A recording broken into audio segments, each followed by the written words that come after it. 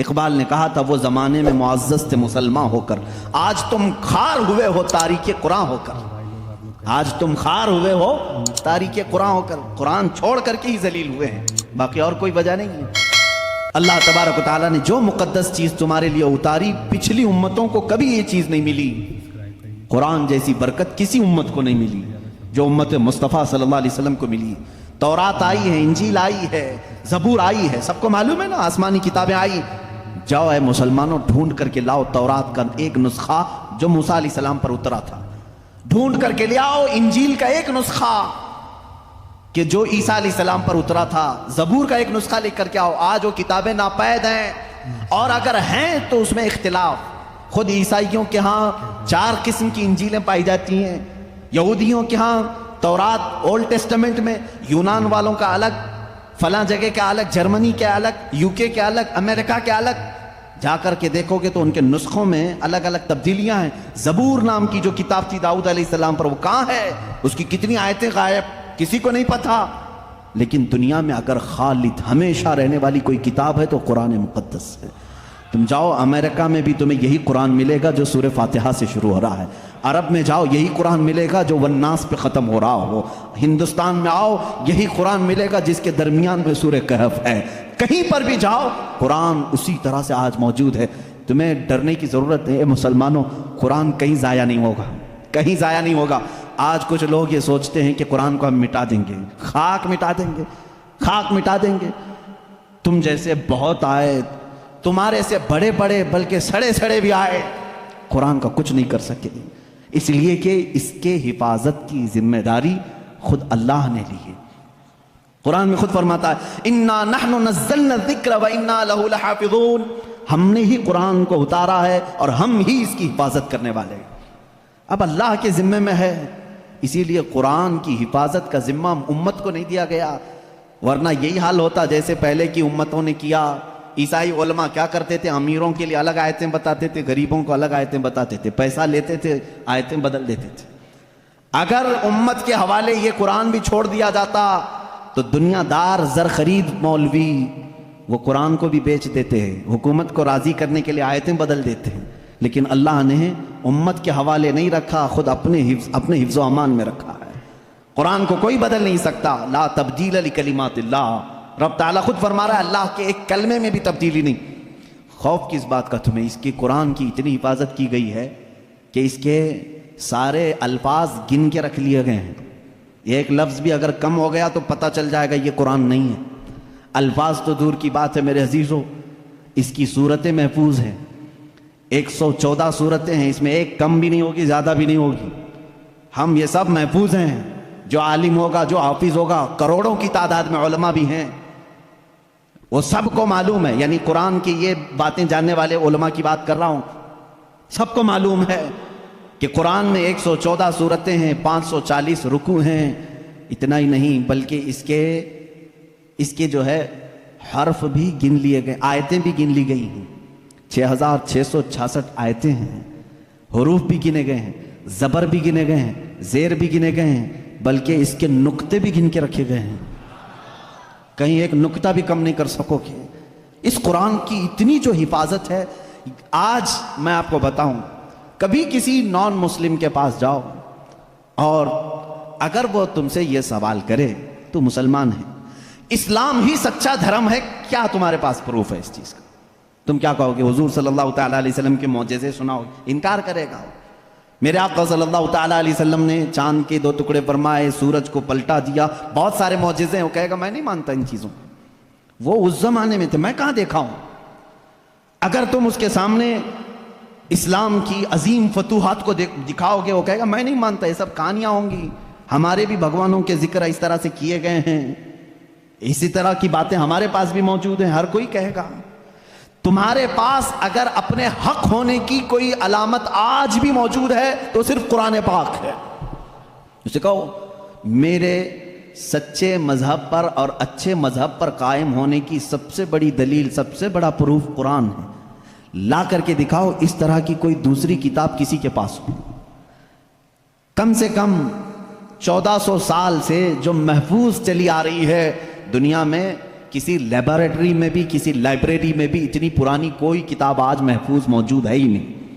یہ میری بات نہیں، ساری دنیا کا جو دوسرے ریلیجن سے تعلق رکھتے ہیں ان کا بھی یہی قول ہے کہ قرآن سے زیادہ محفوظ اس دنیا میں اب کوئی چیز نہیں رہ گئی۔ اس کی حفاظت کو اللہ نے اس طرح سے ترتیب دے کر فرمایا ہے کہ مسلمان اپنے بچوں کو حافظ قرآن بناتے ہیں اور اس کی حفاظت میں لگے ہوئے ہیں۔ اللہ تعالیٰ نے سینوں کو چنا ہوا ہے اس قرآن کی حفاظت کے لیے۔ خیر میرے عزیزو، احادیث کریمہ میں یہ ہے، حضور اکرم صلی اللہ تعالیٰ علیہ وسلم فرماتے ہیں قیامت کے دن ایک بندہ آئے گا جو قرآن تلاوت کرتا تھا، اس کے حساب کی باری آئے گی تو رب تعالیٰ اس سے فرمائے گا اقرأ القرآن ورتقی ورتل، اے بندے قرآن یہاں پر بھی پڑھ جیسے دنیا میں پڑھتا تھا، جیسے تو قرآن پڑھتا تھا یہاں پر بھی پڑھ، اور جب تک وہ پڑھتا رہے گا رب تبارک تعالیٰ فرماتا ہے ورتقی ورتل، ایک آیت پڑھ ایک درجہ اوپر، دوسری آیت پڑھ دوسرا درجہ اوپر، تیسری آیت پڑھ تیسرا درجہ اوپر۔ جنت میں وہ درجے طے کرتا جاتا رہے گا، جہاں جا کر کے وہ قرآن کی تلاوت ختم کرے گا کہا جائے گا یہی تیرا درجہ ہے۔ میرے آقا صلی اللہ تعالیٰ علیہ وسلم سے پوچھا گیا کہ کیا یہ قرآن جب تک وہ تلاوت کرتا رہے گا اس کے درجے بلند ہوتے رہیں گے؟ حضور اکرم صلی اللہ علیہ وسلم کی حدیث میں ہاں، میں نے جنت میں دیکھا ہے قرآن کی تلاوت کرنے والوں سے اوپر کسی کا درجہ آیا ہی نہیں، کیونکہ یہ تلاوت کرتے کرتے، کیونکہ جو کچھ بھی جنت حاصل کرنے کا آپشن ہے نا وہ دنیا میں ہی تو ہے۔ تم اتنی نمازیں پڑھو تو یہ جنت ہے، اتنے روزے رکھو تو یہ جنت کا دروازہ تمہارے لیے، حج کرو تو یہ جنت کا دروازہ تمہارے لیے، سارے آپشن جنت حاصل کرنے کے دنیا میں ہیں۔ یہ دارالعمل ہے، مرنے کے بعد عمل ختم ہو جائے گا، لیکن قیامت میں صرف ایک عمل ہے جس کو پھر رب تعالیٰ ریپیٹ کروائے گا۔ وہاں نہیں کہا جائے گا نماز پھر سے پڑھ کے دکھا، حج کر کے دکھا، روزہ رکھ کے دکھا، ختم ہو گئے اعمال، لیکن قرآن پڑھنے والے کو کہا جائے گا اب بھی چاہتا ہے تو پڑھ اور اوپر چل جا اور بڑھتا جا۔ تو جس کو قرآن آتا ہوگا وہ پڑھتا جائے گا اور درجے طے کرتا جائے گا۔ یہ فضیلتیں میرے آقا صلی اللہ تعالیٰ علیہ وسلم نے سنائی، اور یہ جو حدیثیں میں ذکر کر رہا ہوں متفق علیہ اور صحیح احادیث آپ کے سامنے ذکر کر رہا ہوں۔ یہاں تک کہ حضور اکرم صلی اللہ تعالیٰ علیہ وسلم کی ایک حدیث ہے، قیامت کے دن وہ بچے جنہوں نے قرآن کو اپنے سینے میں رکھا تھا وہ بلائے جائیں گے، اللہ کا کلام یاد کیا، تو جب وہ آئیں گے تو رب تبارک و تعالیٰ ان بچوں کو بعد میں فرمائے گا ان کے والدین کے سر پر پہلے تاج رکھا جائے۔ البس والداہ تاجا یوم القیامت، رسول کریم صلی اللہ علیہ وسلم فرماتے ہیں قیامت کے دن ایسا تاج پہنایا جائے گا جس سے سورج کی روشنی بھی پھیکی پڑے۔ اہل محشر پوچھیں گے یہ کیا نبی ہیں، یہ صدیق ہیں، یہ کون ہیں؟ تو فرشتے کہیں گے نہ یہ نبی ہیں، نہ صدیق ہیں، نہ شہداء ہیں، بلکہ صرف ایک حافظ قرآن کے ماں باپ ہیں، صرف ایک حافظ قرآن کے ماں باپ ہیں۔ جب ماں باپ کو تاج پہنایا جا رہا ہے تو جس کے سینے میں قرآن تھا اس کو کیا کیا جائے گا؟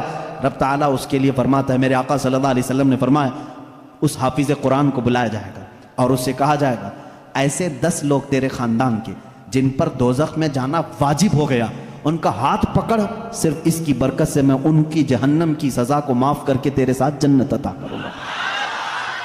اس کی سفارش قبول کی جائے گی۔ لیکن یاد رکھیں میرے عزیزو، حافظ قرآن کی آیات پر عمل کرتا ہو، اس کا ادب بھی کریں، احترام بھی کریں۔ آج زمانے میں حفاظ قرآن کے ساتھ بہت ہی برے سلوک دیکھنے کو ملتے ہیں۔ یاد رکھنا قیامت کے دن وہ اس عذاب میں مبتلا ہوں گے جو قرآن کی بے حرمتی کرنے والے کا عذاب ہوگا، کیونکہ وہ حافظ قرآن کی بے ادبی کرتے ہیں۔ ہمارے بزرگان دین جو سلف صالحین ہیں، میں نے پڑھا بھی ہے، بزرگان دین کا طریقہ تو یہ ہوتا تھا کہ اگر کوئی حافظ قرآن زمین پر بیٹھا ہے تو وہ کبھی اوپر نہیں بیٹھتے تھے۔ ہاں اگر وہ خود حافظ قرآن ہیں تو پھر دونوں کے معاملات ایک طرح کے ہیں، لیکن کوئی حافظ قرآن نہیں ہے اور کوئی حافظ نیچے بیٹھا ہے تو علماء بزرگان دین اس کو بے ادبی محسوس کرتے تھے۔ اللہ کا کلام سینے میں لے کر وہ نیچے ہے اور بغیر حفظ قرآن کیا ہوا اوپر بیٹھا ہے، اس کو بزرگان دین نے بے ادبی محسوس فرمائی۔ بہرحال قرآن ایک ایسا جامع نظام اللہ تعالیٰ نے تمہیں عطا کیا اور اس کی فضیلتیں میں نے بتائی، اور سب سے بڑی بات کیا ہے معلوم ہے؟ قرآن اللہ نے اتارا، آیتیں ساری چیزیں میرے آقا صلی اللہ علیہ وسلم پر اترتی رہیں۔ اس کی پہلی آیت جو اتری اقرا بسم ربک الذی خلق، غار ہرا میں، واقعہ آپ کو معلوم ہوگا۔ میرے آقا صلی اللہ تعالیٰ علیہ وسلم، پہاڑ پر ایک غار ہے آج بھی مکہ کے کنارے، غار ہرا اس کو کہتے ہیں، جبل نور، وہاں پر عبادت کے لیے جایا کرتے تھے. جبرائیل امین ایک رات آئے اور روایات یہ بتاتی ہیں کہ وہ 17 رمضان المبارک کی رات تھی. آ کر کے انہوں نے حضور اکرم صلی اللہ علیہ وسلم سے صرف اتنا کہا اقرا پڑھو. آپ صلی اللہ علیہ وسلم نے فرمایا ما انا بقاری، میں نہیں پڑھنے والا. بعض بے وقوف اس کا ترجمہ یوں کرتے ہیں مجھے پڑھنا نہیں آتا. حضور اکرم صلی اللہ تعالیٰ علیہ وسلم کو پڑھنا نہیں آتا. آپ نے جبرائیل امین نے سینے سے سینہ لگایا اور پھر کہا اقرا، کہا پڑھو. میرے آقا صلی اللہ علیہ وسلم نے وہی جواب دیا. 4 بار اس طرح سے ہوا. چوتھی مرتبہ جو ہے جبرائیل امین نے صرف اقرا نہیں کہا. اقرا کا مطلب کیا ہوتا ہے؟ پڑھ. یا آرڈر ہے، آرڈر پڑھ. لیکن جبرائیل امین نے جب یہ کہا اقرا بسم ربک الذی خلق، پڑھ اس رب کے نام سے جس نے پیدا کیا، میرے آقا صلی اللہ علیہ وسلم نے پڑھنا شروع کیا. میرے آقا نے مزاج یہ بتایا اپنی امت کو کہ پڑھو وہی جو رب تک تمہیں پہنچا ہے. تعلیم حاصل کرو وہی جو رب کے نام سے شروع ہو یا رب تک تمہیں پہنچائے. یہ آیتیں یہاں سے شروع ہوئی اور آیتیں جو ختم ہوئی ہیں اس میں اختلاف ہے. بعض علماء نے لکھا ہے کہ الیوم اکملت لکم دینکم، یہ آخری آیت تھی جو حجۃ الوداع میں میرے آقا صلی اللہ علیہ وسلم جب آخری حج میں تھے نازل ہوئی. بعض علماء اور مفسرین نے فرمایا اذا جاء نصر اللہ والفتح، یہ سورہ پڑھتے ہوں گے نا آپ نماز میں، یہ قرآن کی سب سے آخری سورہ نازل ہونے کے اعتبار سے. ایک بات ذہن میں رکھ لیں، نازل ہونے کی ترتیب الگ ہے اور پڑھنے کی آج ترتیب الگ ہے. قرآن آج جو پڑھا جاتا ہے اس کی ترتیب کیسے ہے؟ سورہ فاتحہ پہلے ہے الحمدللہ، اس کے بعد سورہ بقرہ ہے، اس کے بعد سورہ آل عمران ہے، اس کے بعد سورہ نساء ہے، اس کے بعد سورہ مائدہ ہے، اس کے بعد سورہ انعام ہے، پھر سورہ اعراف ہے. اس طرح سے یہ سورتیں چلی اور ختم کہاں پہ ہوئی؟ سورہ والناس، قل اعوذ برب الناس ملک الناس پڑھتے ہیں نا، یہ آخری سورہ. یہ پڑھنے کی ترتیب ہے لیکن نازل ہونے کی جو ترتیب ہے وہ الگ ہے. پہلے آیتیں نازل ہوئی تھی 5. یہ باتیں میں کیوں بتا رہا ہوں یہ لاسٹ میں آپ کو خود سمجھ میں آ جائے گا. ذہن میں اتنا رکھ لینا، سب سے پہلے کون سی آیتیں نازل ہوئی؟ اقرا بسم ربک الذی خلق. آج بھی جب بچوں کی بسم اللہ خوانی ہم کراتے ہیں تو یہی آیتیں پڑھاتے ہیں. بچے کو سب سے پہلے یہی پڑھاتے ہیں. 5 آیتیں میں پڑھ بھی دیتا ہوں. اقرا بسم ربک الذی خلق خلق الانسان من علق اقرا وربک الاکرم الذی علم بالقلم علم الانسان ما لم يعلم. یہ 5 آیتیں ہیں جو سب سے پہلے میرے آقا صلی اللہ علیہ وسلم پر نازل ہوئی. جبرائیل امین لے کر آتے تھے، حضور اکرم صلی اللہ علیہ وسلم کو سناتے تھے. یہ قرآن کی ابتدا ہے اور 23 سال تک نازل ہوتا رہا. 23 ایئرس، 23 سال تک نازل ہوتا رہا. آخر میں کون سی آیتیں نازل ہوئی؟ ایک تفسیر کی روایت کے مطابق اذا جاء نصر اللہ والفتح ورأیت الناس يدخلون فی دین اللہ افواجا فسبح بحمد ربک واستغفرہ انہ کان توابا. یہ 2 چیزیں ذہن میں رکھو. اقرا سب سے پہلے، سورہ اذا جاء نصر اللہ سب سے آخر. یہ قرآن کے نزول کا زمانہ میں آپ کو بتاؤں 23 سال تک نازل ہوئی. آپ کو میں بتاؤں قرآن اتنے فصیح زبان میں ہے. فصیح کا مطلب لٹریچر جس کو کہتے ہیں. جیسے ایک اردو ہے جو ہم اور آپ بول یہاں ہبلی کی زبان ہوتی ہے، اس کو فصیح اردو نہیں کہتے، لکھنؤ والے فصیح اردو بولتے ہیں. آپ کیسے اب ہم ظاہر سی بات ہے میں تقریر جو کر رہا ہوں ہو سکتا ہے یہ اردو الگ ہے، ہبلی والی اردو الگ ہے. اردو اگر میں وہ بولوں تو پھر یہاں بھونڈا لگے گا. آبے جابے تبے یہ اگر جو عام طور پر استعمال کرتے ہیں یہ بھونڈا لگتا ہے، کیونکہ فصیح زبان میں جب کوئی بیان کرے تو وہ دل میں اترتی بھی ہے بات. زبان کی مٹھاس اس کی فصاحت میں ہے. تو عربی زبان میں جو سب سے زیادہ فصیح جملے تھے وہ قرآن میں آئے. ایک بھی ہلکا جملہ نہیں آیا، ایک بھی کمتر جملہ نہیں آیا. اب جیسے ایک مثال میں آپ کو بتا دوں، گھٹنا لفظ ہے نا، گھٹنا، گھٹنے ٹیک دینا، لیکن آپ گڑگے بولتے ہیں، ہے کہ نہیں؟ گڑگے ٹیکو، گڑگا کیا چیز ہے؟ یہ گڑگا یہ تمہاری عامی زبان ہے. اگر یہ میں کتاب میں لکھ دوں کہ میں سجدے میں جاتے وقت گڑگا ٹیک دیا آپ کو برا لگے گا. کیا مولانا اچھی زبان میں بیچ میں ہڈی لے کے آ گیا.